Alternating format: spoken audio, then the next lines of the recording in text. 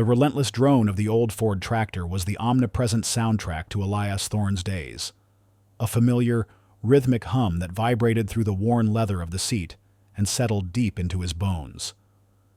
It was a monotonous symphony, broken only by the occasional caw of a crow or the distant bleating of sheep from a neighboring pasture.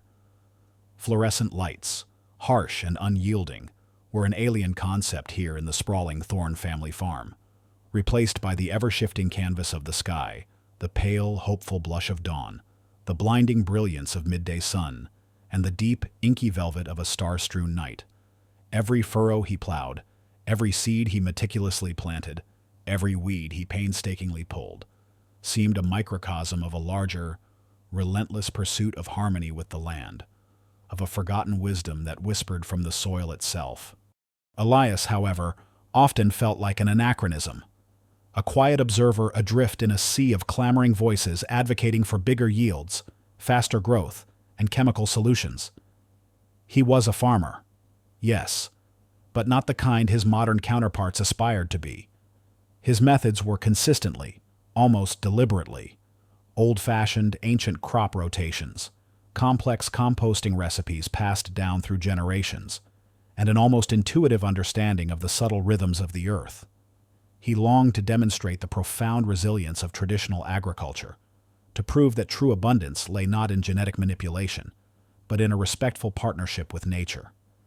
Instead, he found himself toiling in the shadow of widespread skepticism, perpetually confined to a niche of quaint eccentricity, while other farmers embraced the exhilarating, dangerous promises of industrial agriculture.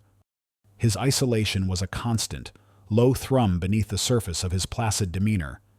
He saw the dismissive glances, heard the hushed whispers from seasoned farmers who, having long ago shed their youthful idealism, viewed him as naive, perhaps even quaint. They chased maximum yields, prioritizing profit margins over long-term soil health. Elias, by contrast, believed in the slow burn of renewal, the meticulous accumulation of organic matter, the unwavering pursuit of ecological balance no matter how inconvenient or unprofitable in the short term. He often ate lunch alone on the creaking wooden porch of his farmhouse, the boisterous chatter of his colleagues from the local co-op, a distant, irritating hum. His eyes, however, were not idly scanning the horizon, but meticulously poring over handwritten notes from his grandfather's journals, scribbled fragments of information gleaned from obscure botanical texts, hints of connections between ancient crop varieties and forgotten soil characteristics that others dismissed as irrelevant. These were the nascent threads of his own secret investigations, agricultural puzzles too complex, too counterintuitive for the modern farming community to grasp. The stale scent of dried herbs and freshly turned earth clung to the air, a fitting metaphor for the timeless, often undervalued, practices that nurtured his spirit, rekindling the once vibrant spark of his ancestral ambition. He felt the heavy, almost crushing weight of his untapped potential, a talent for unraveling complex ecological narratives that went frustratingly unused. There was a quiet desperation building within him, a yearning for recognition, not for personal glory, but for the profound impact he believed his work could have on the health of the land and the future of food. He craved the kind of validation that came from truly moving the needle, from holding modern agricultural practices accountable, from giving a voice to the voiceless earth. One particularly fraught winter afternoon, the air was a maelstrom of activity, a sudden, unexpected blizzard, whipped up by an unseasonable cold front, descended upon the valley, threatening to engulf the late-season harvest of Miss Alara Jenkins, an elderly widow who lived alone on a small plot of land bordering Elias's farm. Mrs. Jenkins, a woman whose stoicism was matched only by her quiet dignity, had no children, no immediate family, and no means to protect her fragile crops from the biting winds and rapidly falling snow. The entire farming community was in a state of panic, each farmer scrambling to secure their own barns, their own equipment, their own larger, more profitable fields. News of the impending disaster rippled through the local co-op, turning worried faces into masks of grim resignation. Nothing we can do for Alara. Elias overheard one farmer lament, his voice laced with helplessness. Her crops are too exposed. It's a lost cause. From his own barn, where he was diligently securing the last of his winter feed. Elias observed the unfolding disaster. He wasn't directly involved in Mrs. Jenkins's harvest, but his innate compassion, his understanding of the interconnectedness of their small farming community, compelled him to listen, to process. As the other farmers debated damage control for their own properties, throwing out increasingly desperate suggestions for their own survival, Elias's mind began to churn. He remembered a small, seemingly insignificant detail from his grandfather's journals he'd idly read months ago.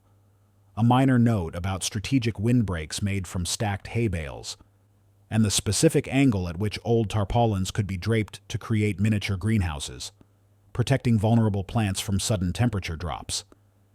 It had seemed like innocuous, rustic wisdom at the time, but now, a connection clicked. The old journals had indicated that such methods, though labor-intensive and largely forgotten in the age of modern climate-controlled greenhouses, were remarkably effective against sudden, localized cold snaps. If those methods had worked decades ago, perhaps they could work now, offering a desperate tangential thread that could, potentially, save Mrs. Jenkins's late-season bounty. Quietly, almost imperceptibly. Elias approached the phone in his farmhouse kitchen, its rotary dial a testament to its age. He hesitated, then dialed Mrs. Jenkins's number. She answered, her voice frail but firm. Elias, his voice low, almost a whisper, explained his idea, his plan. There was a moment of silence on the other end, then a soft sigh. Elias. Mrs. Jenkins said, her voice filled with a mixture of weariness and a fragile hope. You don't have to. It's too much work. You have your own farm to worry about. Mrs. Jenkins, Elias replied, his voice gaining a quiet conviction. No man is an island. We're all in this together. And my grandfather always said, a good farmer helps his neighbor, especially when the winds bite hardest. He didn't ask for permission, didn't make a big show of it. Instead, he simply stated his intention, his gaze fixed on the darkening sky, his mind already racing with the logistics. I'll be over in 20 minutes. Elias moved quickly, his heart thrumming with a quiet satisfaction. Within minutes, he had loaded his old pickup truck with hay bales, stacks of old tarpaulins, and sturdy wooden stakes. He drove through the rapidly falling snow to Mrs. Jenkins's farm. She was waiting on her porch, wrapped in a thick shawl, her eyes wide with a mixture of apprehension and gratitude. Elias, with methodical efficiency, began to erect the makeshift windbreaks, stacking the hay bales in strategic rows, then carefully draping the tarpaulins over Mrs. Jenkins's vulnerable kale and cabbage plants, securing them with twine and stakes. He worked through the night, the biting wind whipping snow around him, numbing his fingers and biting at his exposed skin. The other farmers, huddled in their warm homes, occasionally glimpsed his truck's headlights moving across Mrs. Jenkins's fields, shaking their heads in bewildered pity. Fool, one muttered to his wife, pulling his blanket tighter. Wasting his time and good hay on a lost cause, just like his grandfather. But Elias, oblivious to their dismissal, worked tirelessly, his breath fogging in the frigid air, his hands aching, his spirit resolute. He didn't receive a public commendation, didn't seek one. He simply returned to his farm as dawn broke, utterly exhausted but with a quiet sense of purpose, a quiet satisfaction that resonated deep within his soul. Mrs. Jenkins, standing amidst her newly shielded crops, watched him go, a single tear tracing a path down her weathered cheek, her eyes filled with a profound, unspoken gratitude. Eleanor Vance, a woman who rarely forgot a useful insight or a quiet act of competence, had noticed. She had seen the raw, unadulterated talent in Sarah, a spark that resonated with her own unwavering dedication to truth. It was a silent acknowledgement, a professional nod of respect, a quiet seed planted in the fertile ground of mutual understanding. This incident, unnoticed by the majority, was Elias's save the cat moment, subtly revealing his innate compassion and his unwavering commitment to the well-being of his community, even when it didn't directly benefit him. It solidified his character, showing his integrity and his practical wisdom, ensuring that the reader would feel a deep connection with his moral compass and his undeniable intelligence. Beyond the incessant hum of the newsroom, beyond the manufactured drama of daily headlines, Sarah carried a profound, silent burden, a connection to a past that shaped her every ambition. In her worn, leather reporter's bag, tucked safely amongst her notebooks and recorders, was a vintage fountain pen. It wasn't flashy or expensive, just a simple, elegant tool, its gold nib dulled by years of use, its barrel bearing faint scratches that told silent stories of countless interviews and late-night investigations.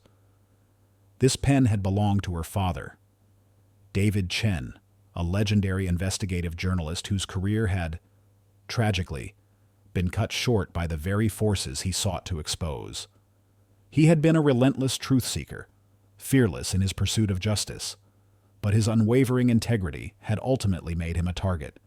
He had followed a story too big, too politically connected, and in doing so, had been silenced, his reputation systematically destroyed, his legacy tarnished by orchestrated smear campaigns. Sarah never knew the full extent of what had happened, only that her father, once a titan in the industry, had been reduced to a whispering pariah, his career effectively ruined by powerful, unseen hands.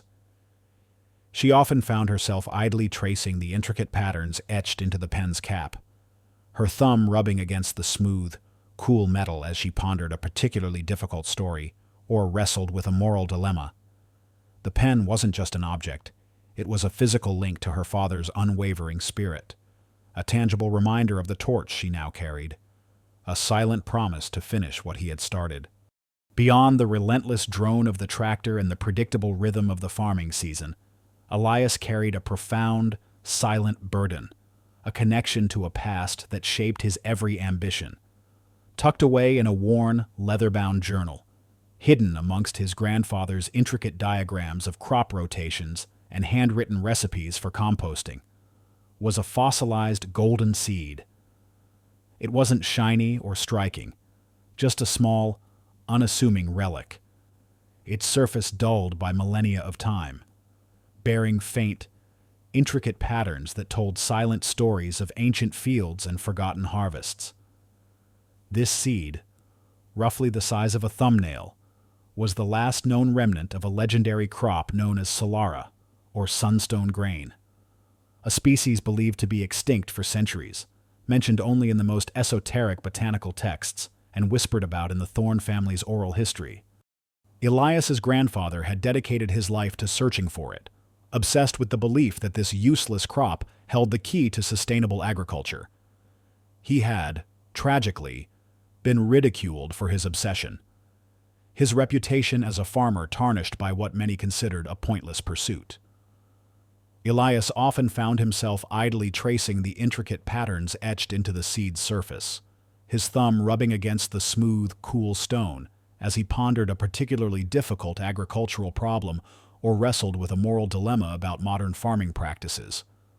The seed wasn't just an object, it was a physical link to his grandfather's unwavering spirit, a tangible reminder of the torch he now carried, a silent promise to finish what he had started. His grandfather's quiet, persistent pursuit of Solara had left a subtle, yet profound mark on Elias's life, fueling a relentless, almost obsessive quest for knowledge beyond conventional farming wisdom. He had spent years, quietly, meticulously, building an extensive network of unofficial sources. These weren't the glamorous, high-profile agricultural scientists or industry titans sought by most modern farmers. His contacts were the overlooked, the dismissed, the marginalized retired botanists with long memories, indigenous elders who preserved ancestral farming techniques, small seed savers fighting obscure battles to protect heirloom varieties. even independent climate researchers who saw patterns in global weather events that went unreported by mainstream media. He communicated with them through encrypted forums, through hushed phone calls from remote farmhouses, through clandestine meetings at dusty agricultural fairs. He collected snippets of information, seemingly disparate facts about ancient irrigation systems, whispers of forgotten soil microbes, strange patterns in historical weather data, even ancient proverbs about the resilience of specific plant species. He kept this vast, informal web of connections a closely guarded secret, knowing that its exposure would compromise his sources and put his own unconventional farming practices at risk. He didn't boast about it, didn't even acknowledge its existence to his closest neighbors. But sometimes, when he was working on a mundane corn or soybean crop, a seemingly innocuous detail would catch his eye, a faint echo of a planting technique, a familiar pattern in a plant's growth, a subtle shift in the soil's composition that his grandfather had once, long ago, mentioned in passing. These seemingly random tidbits, collected through his subterranean network, were like scattered pieces of a vast, unseen puzzle, hints of a deeper, more insidious network of agricultural power and influence operating beneath the polished surface of respectable agribusiness. He would meticulously log these fragments, storing them in a heavily encrypted folder on his rugged farm tablet, a growing repository of potential revelations. He didn't know yet what they would reveal, or how they connected, but a deep, unshakable intuition, a legacy from his grandfather, told him they were important. This seemingly innocuous detail, the fossilized golden seed and his secret network, served as the seed of a mystery planted early in Elias's story. It hinted at a deeper, unseen connection to a world beyond the immediate, hinting at a subterranean current of ecological intrigue that would eventually intersect with his farming pursuits, transforming his personal journey into a wider, more profound understanding of the complex machinations of corporate agriculture and the hidden wisdom of the earth itself. It suggested a hidden wellspring of inner strength and unique abilities, a secret history that would eventually intertwine with his burgeoning future, transforming his singular focus into a more holistic understanding of the planet's intricate secrets, or in this case, the hidden truths of sustainable farming. The precarious balance of Elias Thorne's existence, meticulously maintained between the stifling demands of conventional farming practices and the expansive world of his clandestine agricultural investigations, began to violently unravel. A low, disquieting hum, unlike the familiar drone of his old Ford tractor or the predictable rhythm of daily deadlines, resonated deep within him, a discordant frequency of an impending upheaval. It was an almost psychic tremor that whispered of chaos on a scale he hadn't dared to imagine. A primal unease that spoke of disruption, not just to his routine, but to the very foundation of his carefully constructed reality. He found himself staring blankly at his meticulously tended fields, the familiar details blurring, his focus repeatedly snagged by an invisible thread of dread. This wasn't the usual pressure of an upcoming harvest, or the intellectual challenge of a particularly complex soil analysis. This was a deeper, more primal anxiety, a cold knot tightening in his stomach that spoke of inevitable conflict, a confrontation with a reality he had tried, perhaps unconsciously, to keep at bay. The first undeniable tremor struck on a crisp autumn morning, delivered not through a formal agricultural seminar, but through a cold, impersonal letter from the bank. Elias was sorting through his mail, the familiar rustle of envelopes a mundane comfort, when he saw the official seal. The words, stark and unforgiving, leaped off the page foreclosure notice. His farm, the very land that had sustained his family for generations, the soil that held the echoes of his grandfather's dreams, was at risk of seizure due to mounting debts. His primary crops, corn and soybeans, like those of countless other farmers in the region, had repeatedly failed. Climate change, with its erratic weather patterns, and the relentless degradation of the soil from conventional chemical-heavy farming, had chipped away at his yields, leaving him unable to meet his loan repayments. This wasn't just the potential loss of land, it was the obliteration of his family's legacy, the severing of his connection to his ancestors, a profound spiritual wound that would never heal. This was the event that shattered Elias's tranquil existence. It was a crisis that directly impacted his deeply held values, his sense of stewardship over the land, and the foundational security of his quiet, ordered life. The ghosts of the past, the theoretical battles he had so meticulously prepared for, had finally manifested, demanding a reckoning he could no longer defer, adding another layer of relentless pressure. A second, more insidious tremor arrived almost simultaneously. Not from the overt financial threat, but from a deeper, more subtle source, the whispers of his own inadequacy.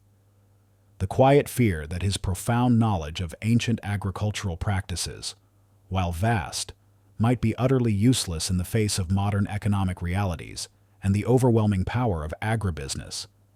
He had always found solace and confidence in his meticulous research, in the predictable logic of cause and effect in historical ecological cycles. But out in the field, facing a blight of financial ruin and a community that dismissed his methods, what good were obscure botanical texts against the cold, hard numbers of bank statements? What use was a knowledge of forgotten farming techniques against a relentless barrage of crop failures? His mind, usually a fortress of calm, became a battlefield of doubt. He envisioned himself, a solitary figure, standing against an immovable monolith of corporate agriculture, utterly exposed. His knowledge seen as a burden, not a tool. The sheer weight of the foreclosure notice, combined with the chilling reality of potentially losing everything, felt like a physical burden pressing down on him, threatening to suffocate him. He imagined the smirks on the faces of those who believed his traditionalism was pure weakness, the chilling indifference of a global food system that preferred profit over planet. What could he, a single, unassuming farmer, do against such an entrenched, insidious force? The helplessness was a suffocating blanket, pressing down on him, stealing his breath. An almost primal sense of intellectual isolation. His meticulously constructed life, built brick by brick on the foundation of empirical competence, felt suddenly flimsy, inadequate. Yet, within this suffocating despair, a tiny, defiant spark ignited. It wasn't a flicker of naive hope. Not yet, but a burgeoning hunger for agency, a desperate, almost primal urge to reclaim control. He thought of his grandfather's unyielding spirit, his relentless pursuit of Solara even when facing insurmountable odds.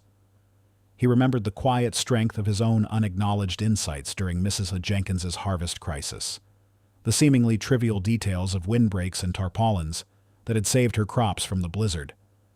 Could his knowledge, perhaps, be more than just an academic curiosity? Could it be a weapon? A shield? He didn't want to just save his farm out of spite. He wanted to prove himself, to himself, that his chosen path, his innate intellectual strength, had a place, a purpose, even in this brutal world of industrial agriculture. The quiet, reserved farmer was awakening to a fierce determination, a nascent sense of purpose that transcended his previous, passive existence.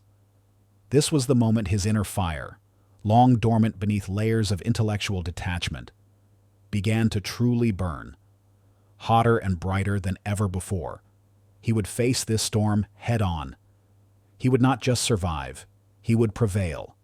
The decision was not easy, a wrenching internal battle that left him physically and emotionally drained. He spent 2 sleepless nights, pacing the narrow confines of his small farmhouse, the distant city lights of the nearest town blurring outside his window, wrestling with the profound implications. This wasn't just another crop, it was real, with real stakes and real consequences for his farm, his reputation, and his family's tarnished legacy. The thought of pouring everything he had into a crop believed to be extinct, of being laughed at, of losing everything, filled him with an almost paralyzing fear. But retreating, trying to sell off portions of the land, meant letting the injustices fester, letting his own quiet self-doubt fester, letting his intellectual strengths remain unseen, unproven.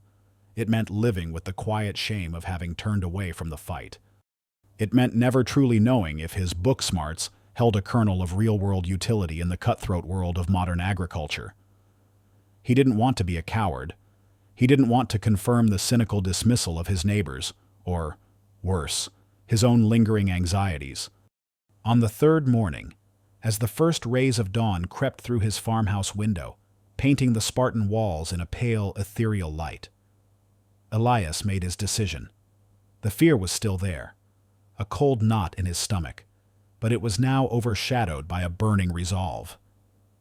He reached for his grandfather's old, leather-bound journal, his fingers trembling slightly, flipped through the brittle pages until he found a single, almost faded notation. When all else fails, trust the golden seed. It will not betray you. He looked at the fossilized golden seed on the silver chain around his neck, then out at his vast, empty fields, still shrouded in the remnants of the pre-dawn mist. He knew what he had to do. He would take the last, desperate gamble. He picked up his grandfather's worn, almost ancient, wooden planting tool, its handle smoothed by generations of use, its familiar weight a comfort in his hand. He tucked the fossilized golden seed safely into a small velvet pouch he always carried, alongside his meticulously organized notes on soil composition and ancestral planting techniques, and the worn compass he used to orient his rows by the solstices. He felt a quiet strength well up inside him, a calm born of acceptance and purpose. The game had changed, and Elias, with a quiet, fierce determination, had thrown his hat into the ring. The fight for his own vindication, for the utility of his knowledge, and for the honor of his grandfather's legacy, had truly begun. The old wounds of agricultural dismissal would finally be laid bare, and the hidden depths of his intellectual prowess would begin their slow, arduous revelation.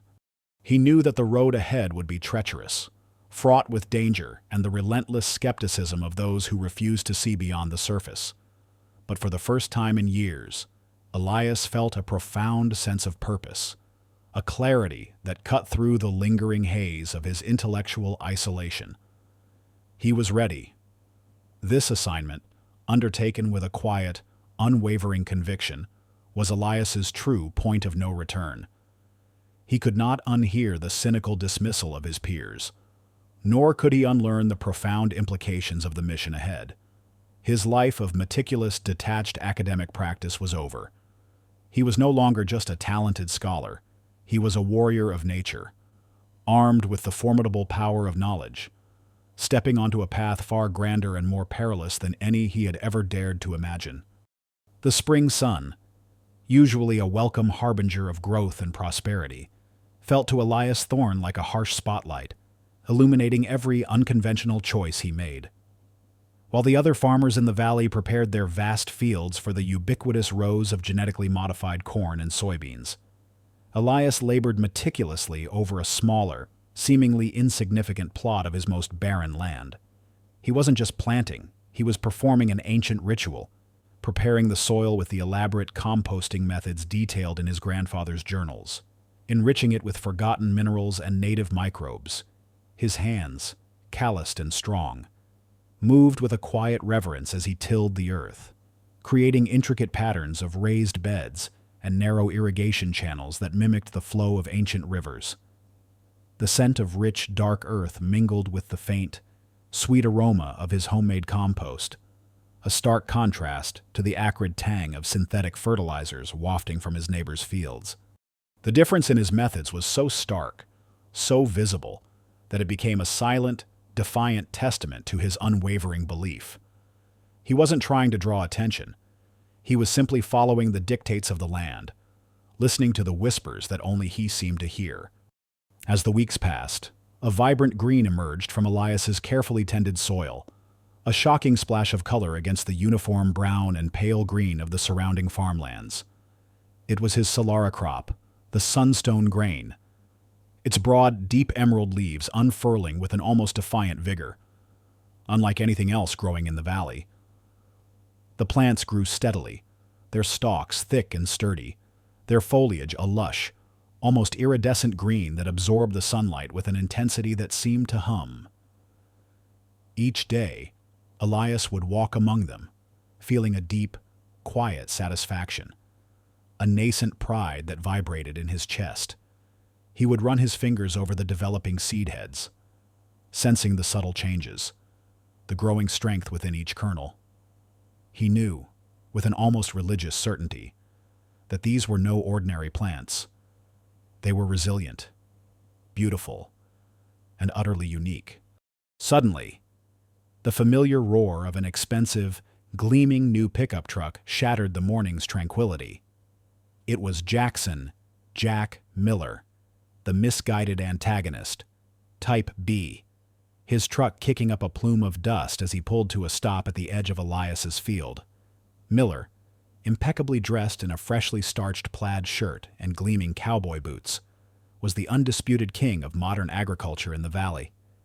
He was the head of the local agricultural cooperative, a vocal proponent of cutting-edge technology and genetically modified crops, and he had made no secret of his disdain for Elias's primitive farming methods. Beside him in the truck were several other prominent farmers, their faces a mix of curiosity and thinly veiled amusement. They had come to survey their own sprawling fields of conventional crops. But the sight of Elias's unusual plants had, as always, drawn their attention. Miller killed the engine, and the sudden silence was deafening, amplifying the chirping of crickets and the gentle rustle of Elias's Solara plants in the breeze. He stepped out, his hands on his hips, a smirk playing on his lips. "Well, Thorn," Miller drawled, his voice loud enough to carry across the field, his tone laced with condescension. "Still playing in the dirt? Are we? What in tarnation are those weeds? Some kind of exotic ornamental for your grandmother's garden?" He walked slowly towards Elias's rows, deliberately kicking at a clump of dirt with the toe of his boot. "Doesn't look like anything that'll feed a soul, let alone a whole family. Still planting useless crops. Are we just like your old man? Always chasing ghosts?" He chuckled, a harsh, dismissive sound that was echoed by a few titters from the other farmers. "Fool." Elias, who had been meticulously inspecting a Solara stalk for signs of pests, slowly straightened up. His face remained calm, unreadable, but a familiar tension tightened in his jaw. He didn't boast, didn't try to explain the millennia of history and scientific ingenuity embedded in his crop. He simply looked at Miller, his gaze steady, unwavering.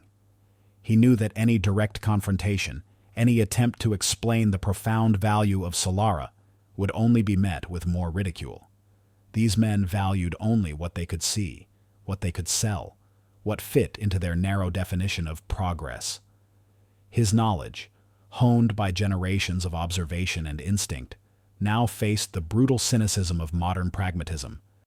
Just then, a small, battered pickup truck, far older and more weathered than Miller's, pulled up quietly behind the group. It was Mrs. Elara Jenkins, the ally, her face framed by a soft, faded scarf, her eyes sharp and knowing. She had heard Miller's mocking laughter from her own farm and had come to offer Elias a quiet show of support. She parked her truck and simply watched, her gaze fixed on Elias, a silent beacon of belief. She had seen Elias's quiet wisdom before, had witnessed the resilience of his methods firsthand during the blizzard. She knew that Elias didn't do anything without a deep-seated reason, a hidden purpose that transcended mere appearance. As Miller continued to taunt Elias, a sleek, black SUV, far more luxurious than any farm vehicle, glided almost silently onto a secluded dirt track adjacent to Elias's property. It was Dr. Eris Thorn, the arch-villain, Type A, a distant cousin of Elias, though he vehemently denied any familial connection. Eris was a preeminent plant geneticist, a towering figure in the world of agribusiness, responsible for developing many of the genetically modified crops that now dominated the market. He worked for Agricorp, a powerful conglomerate that championed monoculture and chemical-dependent farming. Eris, with his impeccably tailored suit and air of detached intellectual superiority, was secretly conducting a surveillance operation. He had been quietly monitoring Elias for weeks, his interest piqued by rumors of a strange, resilient crop being grown on the Old Thorn farm. Eris had spent years debunking fringe agricultural theories, especially those related to ancient, wild species, as a means of reinforcing his own commercial endeavors. He considered Elias and his grandfather to be embarrassing relics, proponents of a foolish, unscientific approach that threatened the very market he sought to control. Through the tinted windows of his SUV, Eris saw Elias's vibrant Solara plants. His eyes, usually cold and calculating, widened imperceptibly. He recognized them instantly. He had encountered fleeting mentions of Solara in dusty, forbidden archives during his early research, a legendary crop rumored to possess unparalleled resilience and nutritional value. But he had dismissed it as folklore, a relic of a primitive age. Now, seeing them thriving, so vividly alive against the backdrop of their failing modern counterparts, a cold, burning envy ignited within him. If this useless crop truly held such potential, it threatened to undermine the very foundation of his corporate empire, built on patents, chemical dependency, and genetic control. This wasn't just a threat to his business. It was a profound intellectual challenge to his meticulously constructed world. Miller, oblivious to Eris's presence, pointed a finger directly at Elias. "So, Elias," he challenged, his voice dripping with sarcasm. "I've got a proposition for you, Mr. Ancient Wisdom. You're betting your whole farm on this, whatever this is. Let's make it official. The co-op is holding its annual harvest festival next month. We'll all bring our yields. If your golden weeds outperform my top-grade corn, I'll publicly admit I was wrong. I'll buy you a new tractor. Even. But if they fail, you sign over your deed, and you leave this valley. For good. What do you say?" Fool Miller's challenge wasn't just about the yield. It was about public humiliation, about cementing his own reputation by crushing Elias's eccentricities. He wanted to prove, once and for all, that modern methods were superior, and traditional ones, utterly, spectacularly useless. The other farmers murmured, some excited by the prospect of a spectacle, others uncomfortable with Miller's open cruelty. Elias looked at the fossilized golden seed on his necklace, then at the thriving Solara plants. He knew the risk. He knew the cost. But he also knew the profound truth that pulsed within his crops, a truth that screamed for recognition. He met Miller's arrogant gaze. "I accept," Elias said, his voice quiet, clear, and utterly resolute. A hush fell over the group. From his SUV, Eris Thorne's face hardened. This public challenge was an unexpected complication. He immediately barked orders into his comms. "Sterling, this is Thorne. Initiate Phase 2. I want samples of that crop, covertly. And I want a full dossier on Elias Thorne. Every historical connection, every eccentric method. We need to discredit him, thoroughly and quietly." Eris's voice was low, laced with a chilling resolve. He saw Elias not as a mere farmer, but as a dangerous intellectual rival, a threat to his very livelihood and his scientific legacy. He would not just blemish Elias's reputation, he would utterly destroy it, turning Elias's unique methods into a public mockery, ensuring that the ancient knowledge died with Elias's farm. His plan was to seize the golden seed and reverse engineer its resilience, transforming it into a genetically modified, patented version that would generate immense profits for Agricorp, while simultaneously ensuring that no one would ever trust the primitive methods of Elias Thorne again. He saw an opportunity to exploit Elias's genetic material for his own benefit, while simultaneously crushing his spirit. This was Eris's act of opposition, fueled by a nascent, predatory fascination, setting in motion a chain of events that would ultimately lead to his own undoing. He was merely tightening the noose, unknowingly preparing the rope for his own hanging. The air in the valley crackled with an unspoken tension, thick with the scent of anticipation and the faint, sweet odor of blooming alfalfa. The annual harvest festival, usually a joyous occasion of community pride and shared bounty, had transformed into a symbolic arena, a stage for a high-stakes agricultural showdown. Jackson Miller, with his characteristic showmanship, had ensured that Elias Thorne's useless crop was the unspoken centerpiece of the event. A prominent, hastily erected sign near the entrance of the fairgrounds proclaimed, "Tradition versus progress. Witness the future of farming." It was a subtle yet unmistakable jab at Elias, positioning him as the stubborn relic in a world hurtling towards innovation. The fairgrounds, usually bustling with eager families, felt charged, the air heavy with an undercurrent of judgment and a morbid fascination with what everyone anticipated would be Elias's spectacular downfall. This was to be the site of Elias's humiliation, the very ground where his family's legacy would be publicly extinguished. The weight of his grandfather's silent hope pressed down on him, a heavy mantle of responsibility. He had to succeed, not just for himself, but for the quiet, enduring wisdom that resided in the forgotten corners of their shared history. The news of Elias's audacious wager with Jackson Miller had spread like wildfire, fueled by Miller's relentless public taunts and sly whispers. Elias, once merely an eccentric, was now the valley's pariah, an object of ridicule and pity. The local agricultural cooperative, heavily influenced by Miller, subtly began to freeze him out. Banks, wary of his unconventional methods and the impending foreclosure on his farm, outright refused him any further loans. Agricultural suppliers, fearing reprisal from the co-op, conveniently ran out of the specific organic fertilizers and specialized tools Elias needed, effectively cutting off his access to vital resources. Even his closest neighbors, once offering polite nods, now averted their gazes, their unspoken fear of contagion palpable.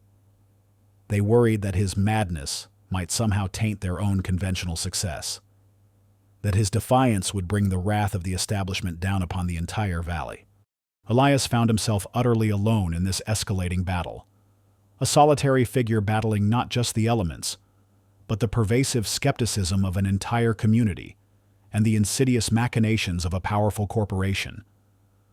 Every morning, he would walk his fields, the silence broken only by the rustle of the wind through his thriving Solara plants. He felt the immense pressure, the crushing weight of expectation, not just from those who doubted him, but from the quiet, hopeful eyes of Mrs. Alara Jenkins and the echoing whispers of his grandfather's unwavering belief. He was fighting not just for his farm, but for the very soul of sustainable agriculture, for the inherent dignity of traditional knowledge against the relentless tide of commercialism. The useless crop was more than just a plant. It was a symbol, a testament to his steadfast refusal to conform, to his quiet courage in the face of overwhelming opposition. This was the moment his intellectual solitude became a physical, tangible reality, forcing him to rely solely on his own wisdom and the ancient truths whispered by the soil itself. As the harvest festival drew near, a new, far more insidious threat emerged, delivered not by word of mouth, but by the dispassionate voice of the regional weather forecast. A black frost warning blared from every radio, every television, a chilling prediction of an unprecedented cold snap descending upon the valley within a matter of days. This wasn't just a typical freeze. A black frost was a sudden, precipitous drop in temperature, without the cushioning effect of frost crystals, that would utterly annihilate most conventional crops, turning vibrant green fields into desolate landscapes of blackened, withered stalks. For the corn and soybean farmers, already reeling from previous erratic weather patterns, it was a death knell, a final, crushing blow. The tension in the valley, already thick, became almost unbearable, a palpable dread that permeated every conversation, every desperate prayer. The time limit imposed by nature was brutal. unforgiving.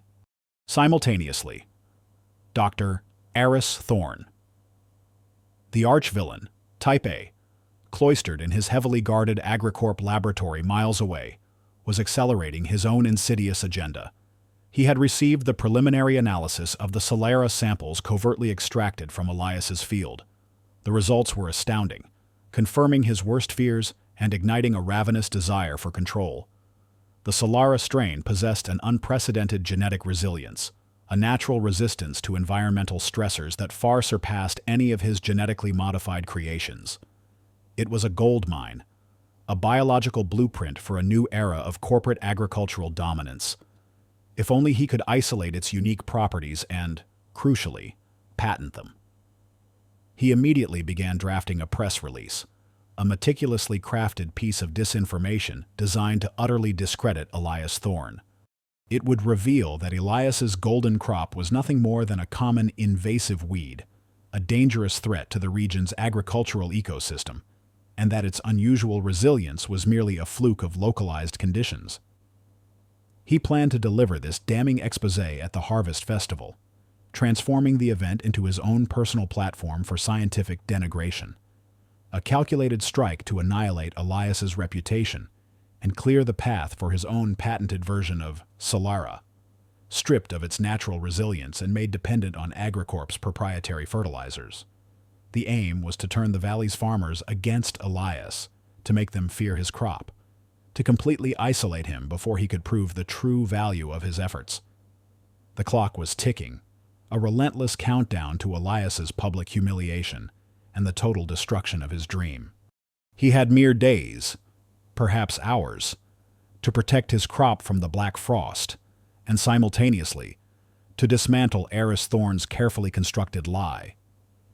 This was the ultimate test, a brutal convergence of natural disaster and human malevolence, all culminating in a desperate race against time.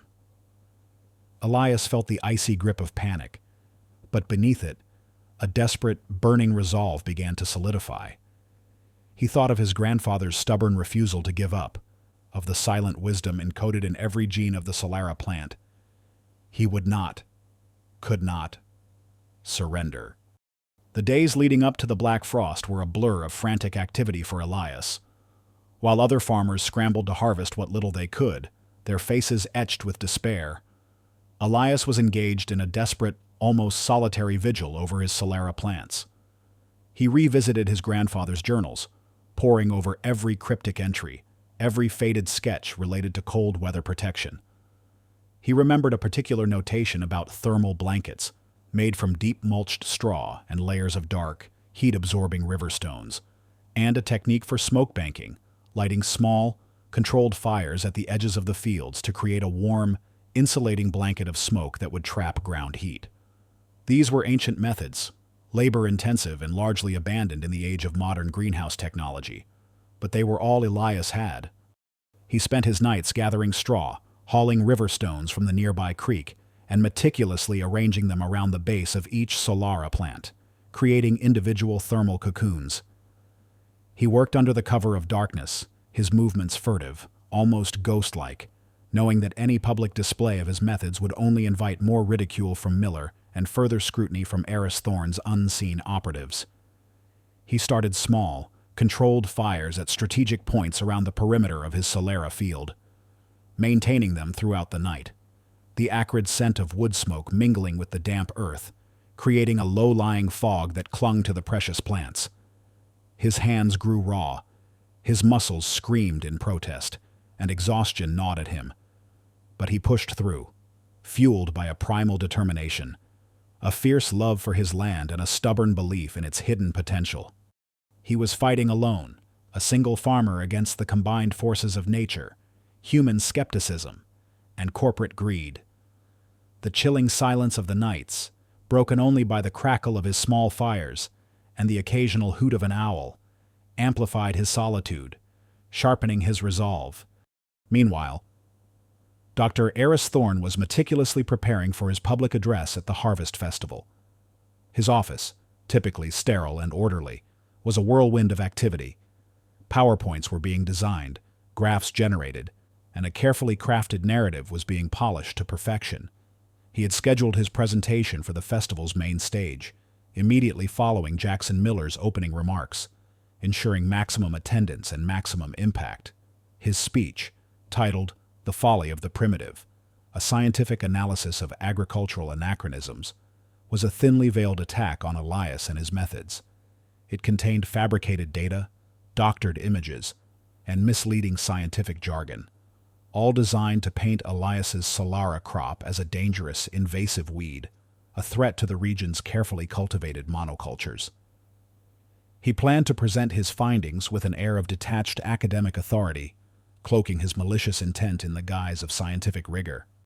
He envisioned the audience, swayed by his credentials and his persuasive rhetoric, turning against Elias, ensuring that the useless crop would be banished from the valley forever. And more importantly, that the precious genetic material of Solara would fall into his hands, ripe for exploitation and commercialization. He saw this as the ultimate intellectual victory, a testament to his own superior intellect and his ability to manipulate public perception through science. The night before the Black Frost was predicted to hit, Elias stood in his Solara field, the air biting and still, the kind of stillness that precedes a great cold. He had done all he could. The small fires flickered like defiant eyes in the darkness, the straw and stones a silent prayer against the encroaching chill. He felt the cold seep into his bones, but deeper than the physical cold was the chill of isolation, the knowledge that he stood alone, his faith in an ancient prophecy against the overwhelming weight of modern cynicism. He looked up at the vast, star-studded sky, a silent plea hanging on his lips. This was it, the ultimate test, his grandfather's legacy, his farm, his very identity, hung in the delicate balance of the coming dawn. He gripped the fossilized golden seed around his neck, its cool surface a stark reminder of the immense burden he carried, the fragile hope that rested solely on his shoulders. He was ready for the morning, for the cold, hard truth, whatever it might bring. His mind, usually a quiet repository of facts, raced through every detail he knew about the Solara crop, every legend, every historical account of its resilience. He thought of forgotten agricultural disasters, of cunning corporate cover-ups, of the desperate measures employed by ancient farmers in times past. There had to be a way, a hidden strength, a forgotten wisdom that history had preserved. The stakes were impossibly high. Failure meant the loss of his farm, perhaps even his freedom if Eris Thorne's machinations proved too potent, and the complete suppression of the truth about Solara. It meant validating Miller's mockery, letting down Mrs. Jenkins, and forever tarnishing the legacy of his grandfather. He was the quiet scholar, forced onto a brutal stage, with only his intellect as his weapon. He had to succeed. The cold breath of impending judgment was on his neck, a phantom touch of the chaos that was about to unfold, knowing that every tick of the grand digital clock on his watch brought him closer to either vindication or utter, public humiliation. He took one last steadying breath, his hand instinctively reaching for the old seed, its cool stone a reassuring presence against his palm. The pre-dawn hours of the harvest festival were eerily still, a silence stretched taut with the promise of impending devastation. The Black Frost had arrived with a vengeance, a silent, deadly assassin blanketing the valley in an ethereal, bone-chilling cold. Elias Thorne was in his Solara field, his breath fogging in the frigid air, his face grim but resolute. He moved among his precious plants, a solitary sentinel in the biting darkness, observing the efficacy of his ancient defenses. The small fires he had diligently maintained flickered like defiant eyes at the edges of his rows, sending thin wisps of smoke curling skyward, creating a delicate, invisible thermal blanket. The straw mulch, thick and insulating, radiated a faint warmth, and the dark river stones he had meticulously placed around the base of each plant seemed to hum with absorbed heat. He worked tirelessly, checking the temperature of the soil, adjusting the straw, ensuring every Solara plant was cradled in its protective cocoon. His hands, raw and aching, moved with a quiet precision, a dance perfected over generations, a testament to his unwavering faith in the wisdom of the past. He wasn't just performing tasks. He was engaged in a desperate, intimate dialogue with the land, listening to its subtle responses, coaxing it to yield its warmth, to protect its precious bounty. The weight of his grandfather's legacy, the silent hopes of Mrs. Jenkins, and the crushing burden of his own potential failure pressed down on him. But he met it with a quiet, fierce determination. Meanwhile, miles away, at the main pavilion of the Harvest Festival, the air was a hive of nervous energy. Farmers huddled together, their faces etched with anxiety, exchanging grim predictions about the Black Frost. Jackson Jack Miller, outwardly confident but inwardly churning with unease, paced near the stage, rehearsing his opening remarks. He had planned to deliver a triumphant speech about the resilience of modern agriculture, a thinly veiled triumph over Elias's foolish methods. He had envisioned himself basking in the glory, while Elias would be the object of public scorn. But the Black Frost had introduced an unwelcome element of uncertainty. Still, he clung to the belief that his genetically modified corn and soybeans, bred for resilience, would weather the storm. At the same moment, cloistered in a private, soundproofed room backstage, Dr. Eris Thorne made his final preparations. His laptop glowed with charts and graphs, all meticulously manipulated to prove Elias's Solara crop was a dangerous, worthless weed. He adjusted his expensive tie, a smug smile playing on his lips. This was his moment. He would not only expose Elias, but also solidify his own position as the unchallenged scientific authority in the agricultural world. He reviewed his speech, the words flowing with smooth, scientific precision, designed to demolish Elias's credibility and pave the way for his own corporate agenda. He felt a thrill of anticipation, a predatory delight in the intellectual destruction he was about to unleash. His reputation, his future, rested on Elias's spectacular failure. He had accounted for every variable, he believed, every possible outcome. As the sun began its slow, agonizing ascent, painting the eastern sky in hues of bruised purple and pale gray, the full, devastating extent of the Black Frost became tragically clear. A collective gasp rippled through the valley as farmers emerged from their homes, their breaths catching in their throats. Their vast, sprawling fields of corn and soybeans, once vibrant green, were now a horrifying tableau of blackened, shriveled stalks.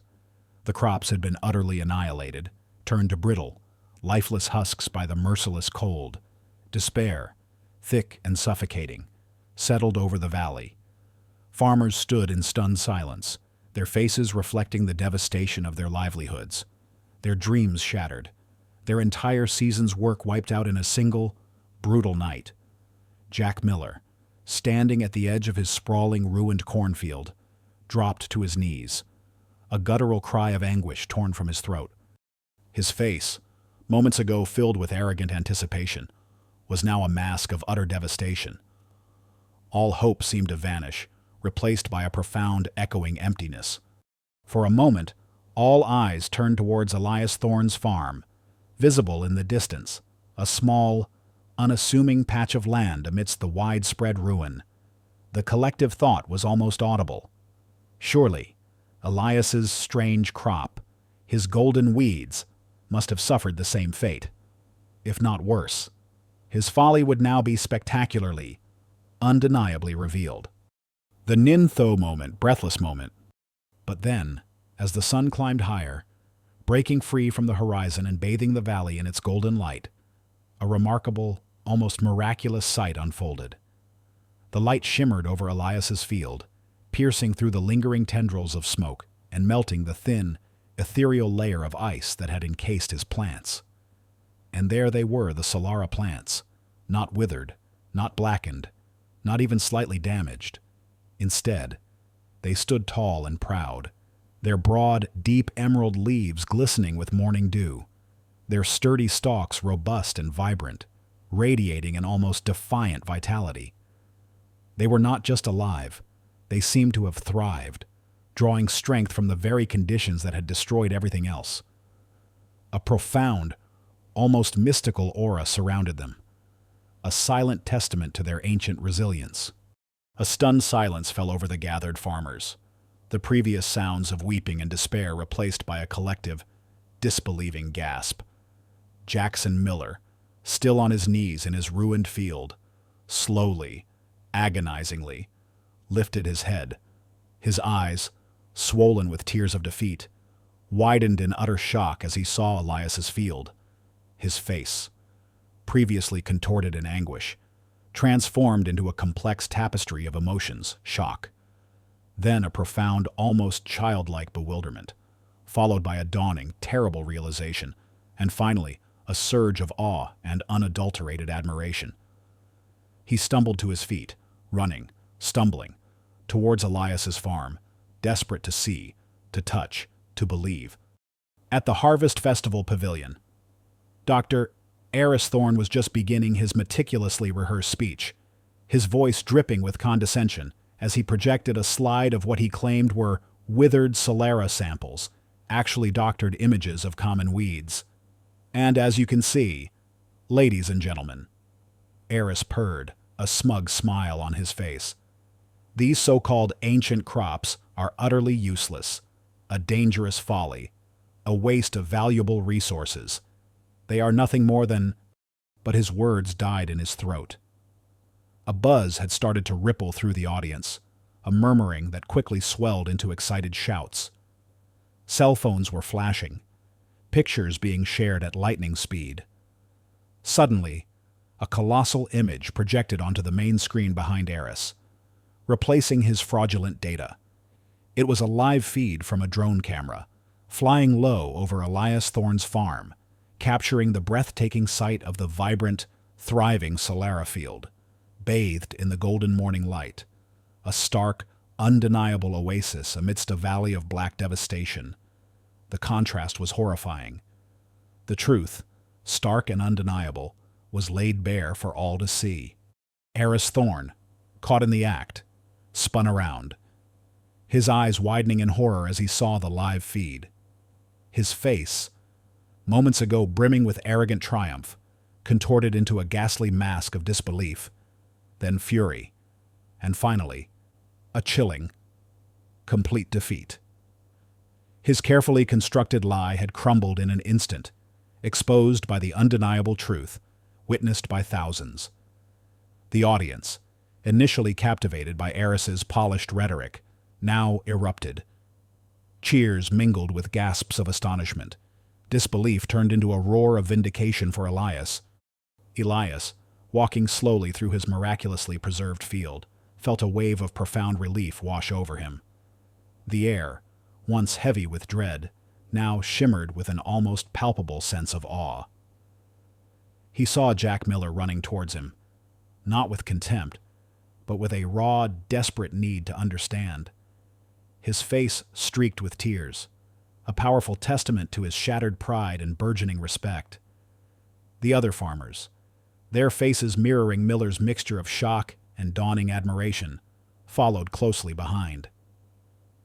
They reached the edge of Elias's field, their hands instinctively reaching out to touch the vibrant green leaves, as if to confirm their reality. They didn't speak, not at first. Their silence was more eloquent than any words, a profound acknowledgement of their own misjudgment, their own folly. Then, a single booming voice cut through the stillness. It was Jackson Miller, his voice hoarse, broken, but filled with an almost desperate sincerity. "Thorne," he choked out, falling to his knees before Elias, not in surrender, but in profound, humbled respect. "Elias, I was wrong. God help me. I was so wrong. You saved us. All of us. Your crop. It's a miracle. We called you a fool. We mocked you. And you were right all along." He looked up at Elias, his eyes pleading for forgiveness, his face a testament to his shattered worldview. This was Miller's moment of profound revelation, a complete and utter transformation from a proud, arrogant antagonist to a humbled, awestruck believer. He hadn't just witnessed a biological marvel, he had witnessed the vindication of a philosophy, the triumph of quiet wisdom over superficial arrogance. The other farmers, witnessing Miller's dramatic display of humility, began to murmur, one by one.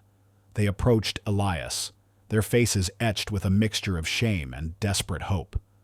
"Elias," one whispered, his voice trembling. Can you teach us? Can you help us?" "We've lost everything," another added. "We need your seeds. We need your knowledge. We were blind." Their voices, once filled with derision, were now tinged with a desperate plea, a raw, undeniable admission of their profound need.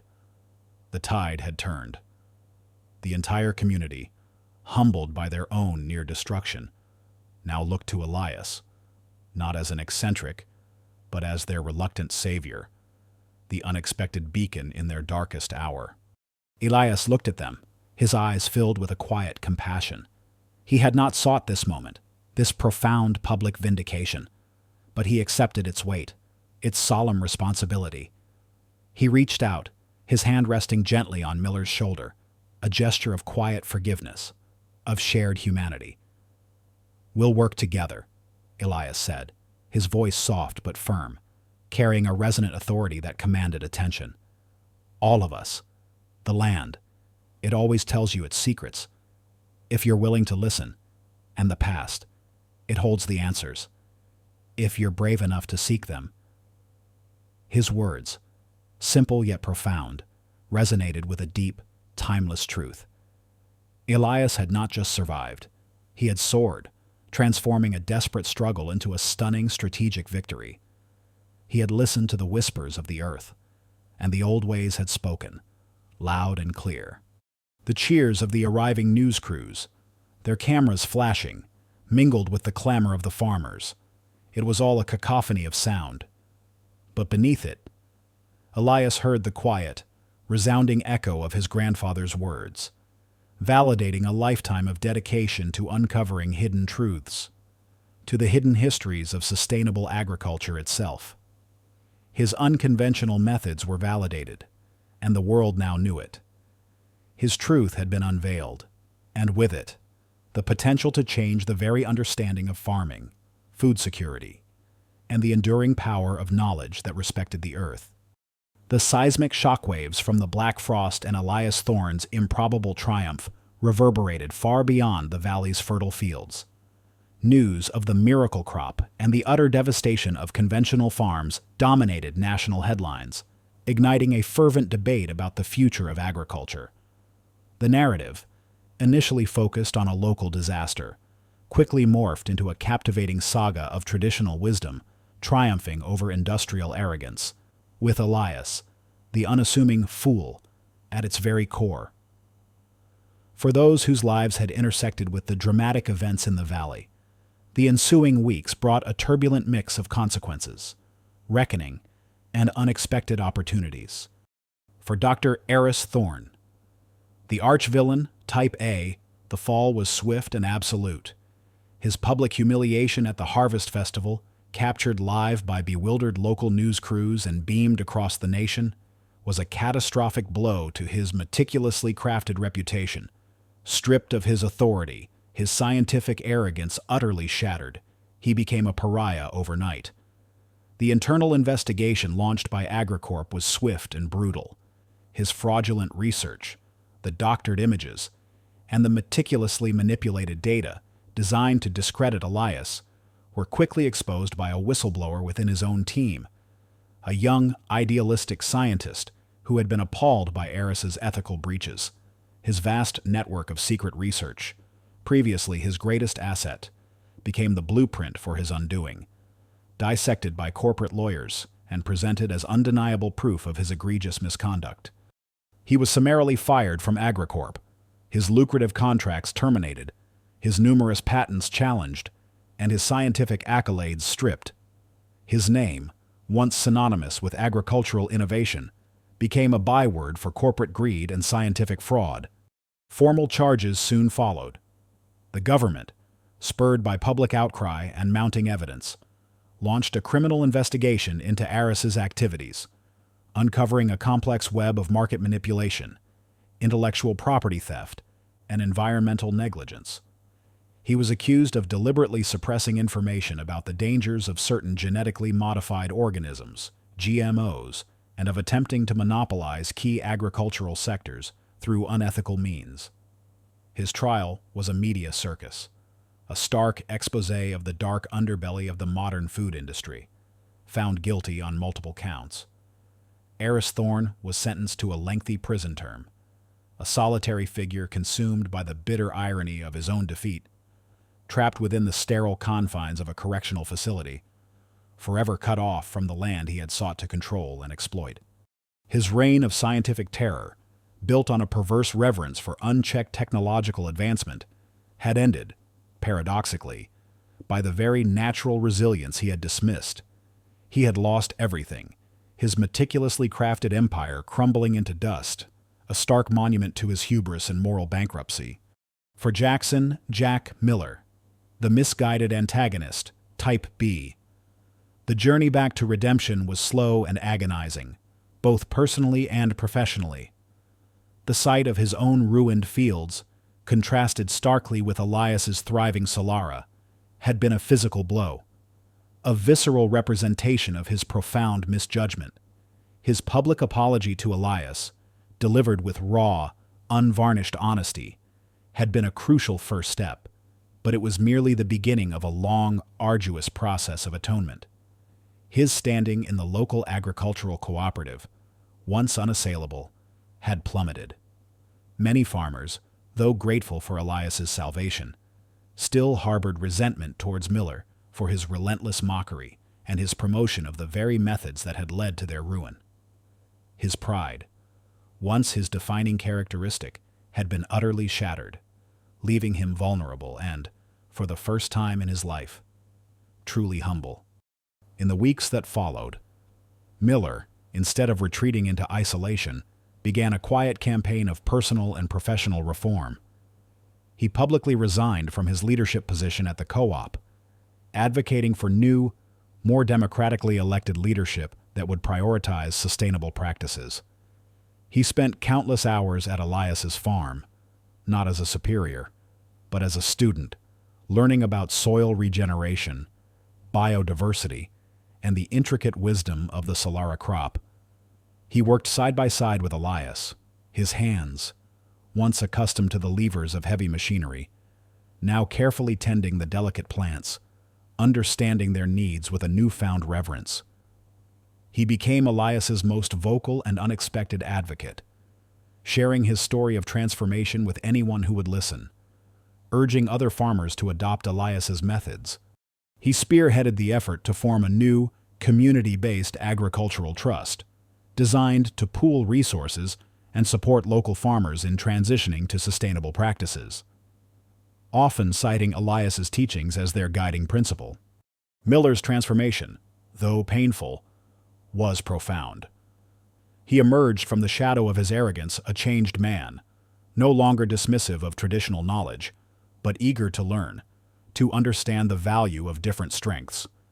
He often delivered lectures at local schools and community centers, not on agricultural technology, but on the importance of humility, the dangers of narrow-mindedness, and the profound lessons he had learned from Elias Thorne. His journey served as a powerful testament to the idea that true strength lay not in rigid adherence to tradition or technological hubris, but in the willingness to embrace new perspectives and acknowledge the strengths of others, even those once dismissed as fools. He often joked, a wry smile on his face, that Elias had not only saved his farm, but also saved his soul. The global acclaim and the flurry of opportunities that followed Elias's triumph were overwhelming, yet he navigated them with the same quiet humility that had defined him before the chaos. Major universities offered him prestigious professorships and research grants, eager to capitalize on his newfound fame and his unique insights into historical agricultural patterns and ecological resilience. Elite botanical gardens and environmental organizations sought his counsel, inviting him to lecture on sustainable farming practices and the preservation of heirloom seeds. Recognizing his ability to see the deeper, hidden currents in seemingly random ecological events, international aid organizations and diplomatic corps requested his presence. Recognizing the power of his intellectual approach to complex issues like global food security and climate change adaptation. But for Elias, the greatest reward wasn't the fame or the accolades. It was the profound sense of purpose that now guided his every step, the undeniable validation of his grandfather's life's work. He immediately leveraged his platform to establish the David Thorne Foundation for Resilient Agriculture, a global initiative dedicated to fostering interdisciplinary research that merged ancient agricultural wisdom with modern ecological science. Named in honor of his beloved grandfather, the foundation provided scholarships for aspiring ecological farmers, funded independent research into neglected crop varieties, and supported innovative projects that applied historical precedents to contemporary challenges, from combating desertification to developing drought-resistant crops. Elias personally oversaw the foundation's direction, ensuring its mission remained true to his core belief that the past held invaluable lessons for the present, if only humanity was wise enough to listen and brave enough to implement them. This allowed him to address societal issues from a unique, historically informed perspective, ensuring that his grandfather's legacy, once tarnished, now shone brighter than ever. He often said, "The earth remembers, and if we listen closely, it will teach us how to heal it and how to feed ourselves sustainably." This was his deep-seated, paying it forward philosophy, a way to honor his family's intellectual legacy by ensuring that the wisdom of the past was never again dismissed or forgotten, especially when the planet's future depended on it. One crisp autumn evening, weeks after the Harvest Festival and the whirlwind of media appearances, Elias sat with Mrs. Ilara Jenkins, the ally, on the worn wooden porch of his farmhouse, overlooking a vast, shimmering field of thriving Solara. The city lights of the nearest town, once a distant, indifferent glow, now seemed to hum with a newfound respect. Mrs. Jenkins, whose quiet, unwavering belief had been a constant source of strength for Elias, remained his closest friend and confidant. She had become not just his neighbor, but his co-conspirator in the grand experiment of Solara. "It's surreal, isn't it?" Elias, Mrs. Jenkins said, breaking the comfortable silence, her gaze fixed on the endless rows of golden plants. "A few weeks ago, you were the valley's fool, planting your useless crop. Now, you're a global phenomenon, a savior." Elias chuckled softly, a rare sound. "Savior is a strong word, Mrs. Jenkins. I was just doing what I knew, what I'd learned, what my grandfather taught me." He reached into his pocket and pulled out the fossilized golden seed on his silver chain, turning it over in his fingers, its surface now smooth and warm from constant contact. He always said, "The answers aren't always in front of you, Elias. Sometimes they're beneath your feet, waiting to be rediscovered. And sometimes the smallest seed holds the greatest promise." He looked at Mrs. Jenkins, his eyes thoughtful. "I used to think my books, my research, were an escape, a way to avoid the messy reality of the world. But now, I realize they were preparation. Every ancient farming technique, every forgotten crop, every subtle shift in the earth's rhythm, it was all leading to this, to understanding how to survive, how to thrive, not just with brute force, but with knowledge, with truth that resides in the earth itself." Mrs. Jenkins nodded, a knowing smile playing on her lips.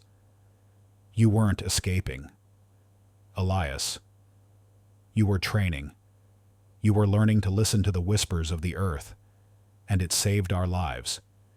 You showed us all, Elias, that true strength isn't just about how much you can yield, but how deeply you can understand, how bravely you can lead, even when you're terrifyingly alone."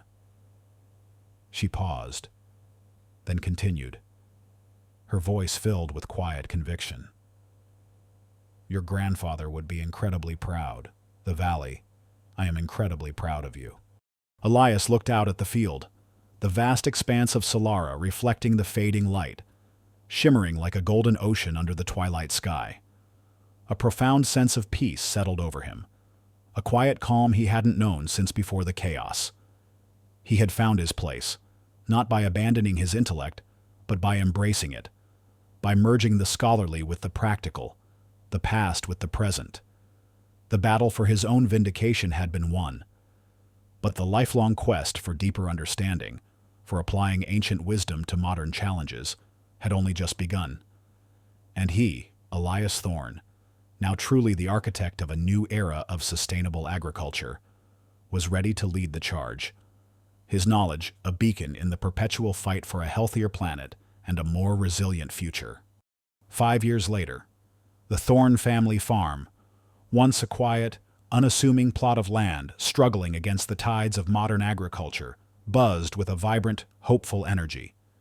The rhythmic hum of distant machinery was still present, but it was now joined by the excited chatter of students, the murmur of academic discussion, and the soft rustle of thriving, diverse crops.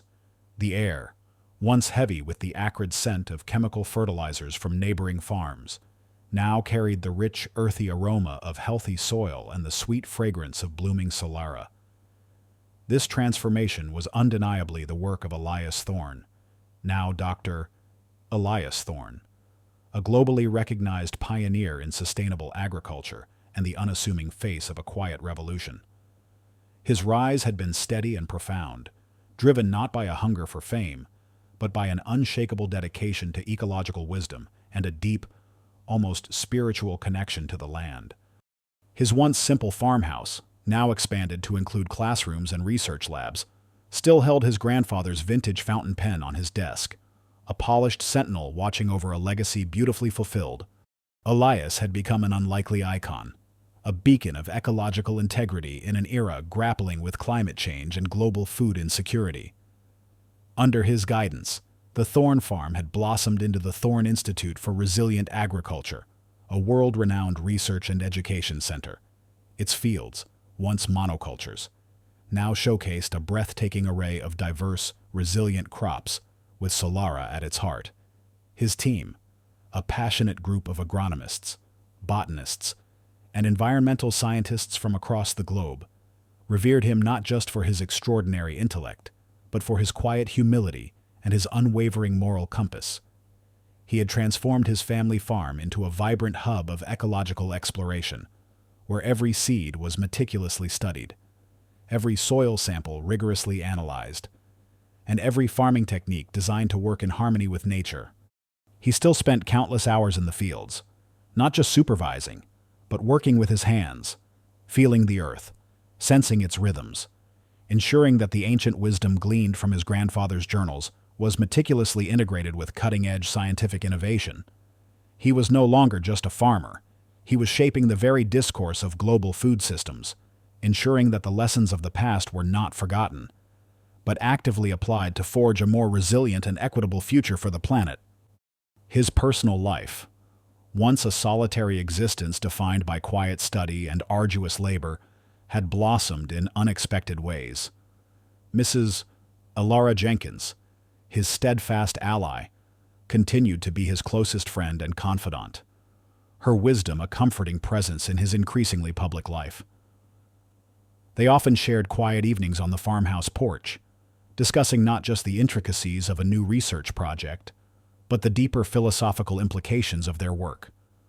The constant dance between human ambition and the Earth's profound resilience. Elias had also found companionship in fellow scientists and environmental activists who shared his passion for regenerative agriculture and indigenous knowledge systems. He learned to embrace moments of quiet joy, finding solace in long walks through his thriving fields, in the laughter of his students, and in the profound satisfaction of a life lived with purpose. He was no longer defined solely by his grandfather's legacy, but by his own extraordinary achievements, having transformed a deeply personal burden into a powerful force for global good. Beyond the daily rhythm of the Thorne Institute, Elias poured his boundless energy into the Golden Seed Foundation, a global non-profit organization that stood as a living testament to his grandfather's enduring spirit and his own profound journey. The foundation, funded by grants from governments, environmental organizations, and philanthropic individuals, had grown exponentially. It now operated globally, preserving endangered heirloom seeds in vast seed banks, funding independent research into neglected crop varieties, and sharing knowledge about sustainable, regenerative farming practices with vulnerable communities across the world.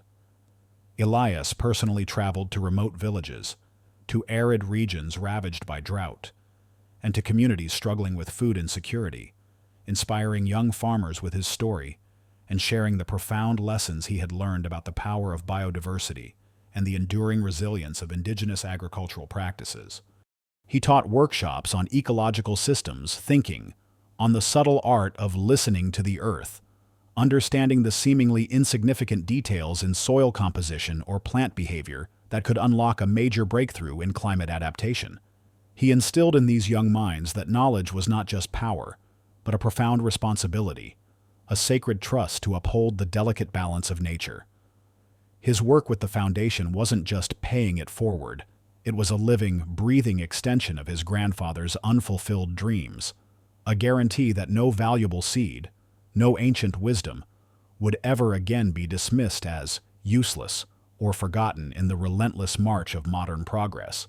He ensured that the lessons from his own dramatic vindication would resonate far beyond his valley, sowing seeds of hope for a more sustainable future across the entire planet. One crisp autumn afternoon, almost exactly 5 years after the dramatic events that had reshaped his life, Elias stood on a brightly lit stage in a packed university auditorium.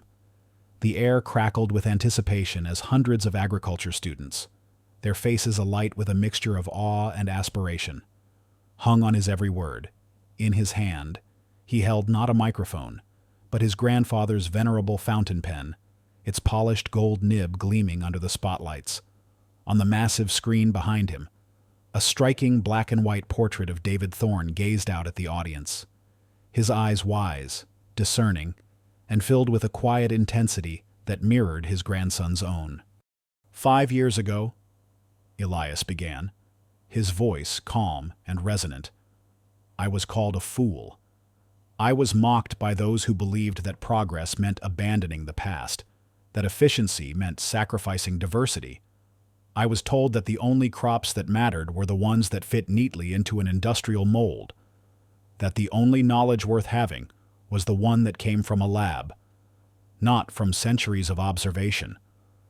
He paused, his gaze sweeping across the eager faces in the audience.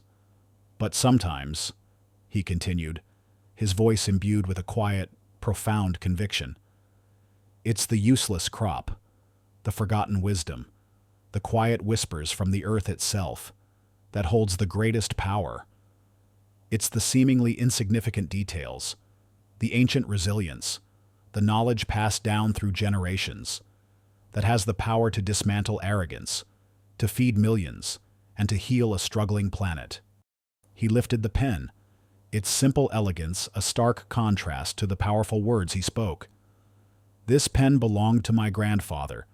He taught me that farming isn't just about growing food. It's about understanding life, about respecting the delicate balance of ecosystems, about listening to the quiet truths that the earth always holds. It was a useless crop, rooted in forgotten history, that ultimately saved our community and sparked a global conversation about sustainable living.